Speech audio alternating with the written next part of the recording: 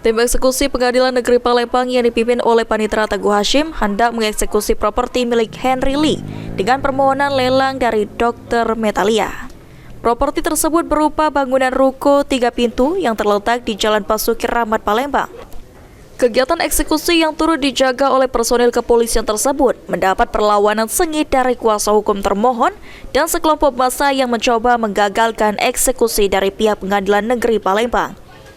Bahkan sekelompok massa juga turut menyuarakan penolakannya dengan membakar ban bekas di depan ruko.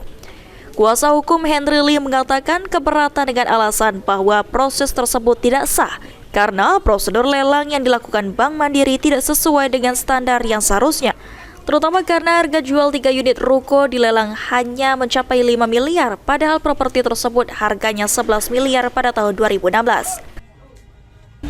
Merasa keberatan ini untuk dieksekusi karena lelang ini di luar dari kewajaran. Ruko yang akan dieksekusi ini 3 unit berada di jalan utama Basuki Rahmat. Dilelang Bank Mandiri melalui kantor lelang negara dengan nilai hanya 5 miliar. Sedangkan tim appraisal dari Mandiri sendiri telah mengeluarkan nilai terhadap 3 ruko ini sewaktu klien kami mengambil KPR itu 11 miliar lebih kurang, lebih dari 11 miliar. Agar menghindari bentrok yang terjadi, pihak pengadilan akhirnya menunda proses eksekusi 3 ruko milik Henry Lee. Heru Wahyudi, PAL TV.